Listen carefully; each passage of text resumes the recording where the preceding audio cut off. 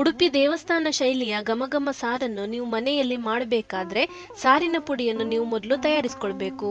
So ಈ ವಿಡಿಯೋದಲ್ಲಿ ಸಾಂಪ್ರದಾಯಿಕ ಉಡುಪಿ ಶೈಲಿಯ ಸಾರಿನ ಪುಡಿಯನ್ನು ಹೇಗೆ ಮಾಡೋದು ಅಂತ ತಿಳಿಸ್ತೇವೆ.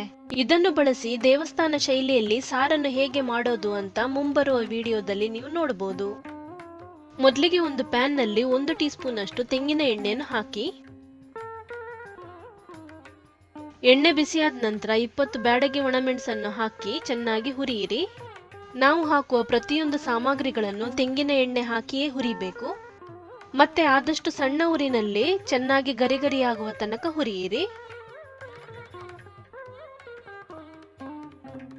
ಈಗ ಬ್ಯಾಡಗಿ ಒಣಮೆಣಸನ್ನು ಆದಷ್ಟು ಗರಿಗರಿಯಾಗಿ ಹುರಿದುಕೊಂಡಿದ್ದಾಯ್ತು. ಇದನ್ನು ಒಂದು ಪ್ಲೇಟ್ಗೆ ವರ್ಗಾಯಿಸುತ್ತೇನೆ. ನಾವು ಇದರಲ್ಲಿ ಹಾಕಿದ ಸಾಮಗ್ರಿಯಿಂದ ತಯಾರಾದ ಸಾರಿನ ಪುಡಿಯಿಂದ 4 ಸಲ ಸಾರನ್ನು ತಯಾರಿಸಬಹುದು. ಸದ್ಯಕ್ಕೆ ನಾನಿದನ್ನು ಬದಿಗಿಡ್ತೇನೆ.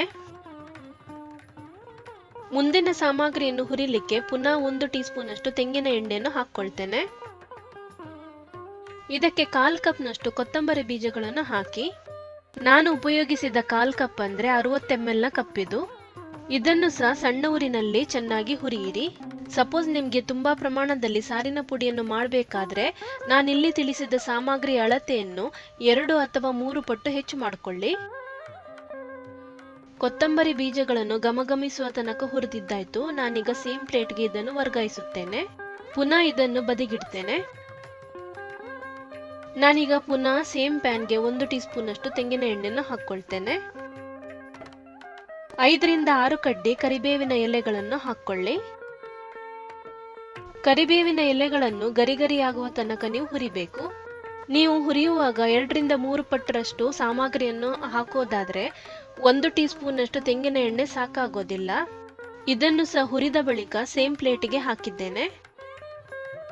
ಈಗ ಪುನಃ 1 ಟೀ ಸ್ಪೂನ್ ಅಷ್ಟು ತೆಂಗಿನ ಎಣ್ಣೆಯನ್ನು ಹಾಕ್ತೇನೆ. 1 ಟೇಬಲ್ ಸ್ಪೂನ್ ಅಷ್ಟು ಜೀರಿಗೆಯನ್ನು ಚೆನ್ನಾಗಿ ಹುರಿಯಿರಿ. ಉಡುಪಿ ಶೈಲಿಯ ಸಾರಿನ ಪುಡಿ ಮಾಡಲಿಕ್ಕೆ ತುಂಬಾ ಸುಲಭ. ನಾವಿಲ್ಲಿ ಕೇವಲ 6 ಸಾಮಗ್ರಿಗಳನ್ನು ಮಾತ್ರ ಉಪಯೋಗಿಸುತ್ತೇವೆ. ಈ ಸಾರಿನ ಪುಡಿಗೆ ಘಮಘಮಿಸುವ ಪರಿಮಳ ಬರಲು 2 ಕಾರಣವಿದೆ. ಅದ್ಯಾವುದಂದ್ರೆ, ಮೊದಲನೇದಾಗಿ ತೆಂಗಿನ ಎಣ್ಣೆಯಿಂದ ಇದನ್ನು ಹುರಿಯೋದು, ಎರಡನೇದಾಗಿ ಪ್ರತಿಯೊಂದು ಸಾಮಗ್ರಿಗಳನ್ನು ಸಪರೇಟ್ ಆಗಿ ಸಣ್ಣ ಊರಿನಲ್ಲಿ ಗರಿಗರಿಯಾಗುವ ತನಕ ಹುರಿಯೋದು. ಜೀರಿಗೆಯನ್ನು ಹುರಿದಾದ ನಂತರ ಪುನಃ 1/2 ಟೀ ಸ್ಪೂನ್ ಅಷ್ಟು ತೆಂಗಿನ ಎಣ್ಣೆಯನ್ನು ಹಾಕೊಳ್ತೇನೆ. ಇದಕ್ಕೆ 1/2 ಟೀ ಸ್ಪೂನ್ ಅಷ್ಟು ಮೆಂತ್ಯ ಬೀಜಗಳನ್ನು ಹಾಕಿ. ಮೆಂತ್ಯ ಬೀಜ ಜಾಸ್ತಿ ಇಲ್ಲವಾದ್ರಿಂದ 1/2 ಟೀ ಸ್ಪೂನ್ ಅಷ್ಟು ತೆಂಗಿನ ಎಣ್ಣೆ ಸಾಕಾಗ್ತದೆ.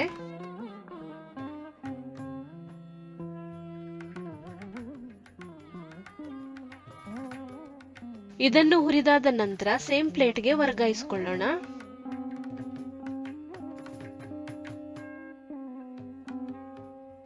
ಕೊನೆಯದಾಗಿ 1/2 ಟೀ ಸ್ಪೂನ್ ಅಷ್ಟು ತೆಂಗಿನ ಎಣ್ಣೆಯನ್ನು ಹಾಕಬೇಕು. 1 ಬಟಾಣಿಯ ಗಾತ್ರದಷ್ಟು ಗಟ್ಟಿ ಹಿಂಗನ್ನು ಇದಕ್ಕೆ ಹಾಕಬೇಕು. ಕೆಲವರು ಸಾರಿನ ಪುಡಿಯನ್ನು ಮಾಡುವಾಗ ಹಿಂಗನ್ನು ಹಾಕೋದಿಲ್ಲ, ಆದ್ರೆ ಸಾರನ್ನು ಮಾಡುವಾಗ ಕೊನೆಯಲ್ಲಿ ಹಾಕ್ತಾರೆ. ಸೊ ನಿಮ್ಗೆ ಇಷ್ಟ ಇದ್ರೆ ಹಿಂಗನ್ನು ಈಗ ಹಾಕ್ಬೋದು, ಇಲ್ಲಾಂದ್ರೆ ಸಾರನ್ನು ಮಾಡುವಾಗ ಕೊನೆಯಲ್ಲಿ ಇದರ ನೀರನ್ನು ಮಾಡಿಕೊಂಡು ಹಾಕಿ. ಇದಕ್ಕೆ 2 ಬದಿ ಹೊಂಬಣ್ಣ ಬರುವವರೆಗೆ ಚೆನ್ನಾಗಿ ಹುರಿದುಕೊಂಡಿದ್ದೇನೆ.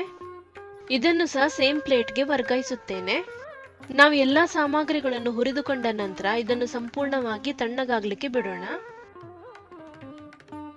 ನಾನಿಲ್ಲಿ ಪುಡಿ ಮಾಡಿಕೊಳ್ಳುವ ಮಿಕ್ಸಿ ಜಾರನ್ನು ತೆಗೆದುಕೊಂಡಿದ್ದೇನೆ ಮತ್ತು ಹುರಿದ ಎಲ್ಲಾ ಸಾಮಗ್ರಿಗಳನ್ನು ಇದರೊಳಗೆ ಹಾಕೊಳ್ತೇನೆ.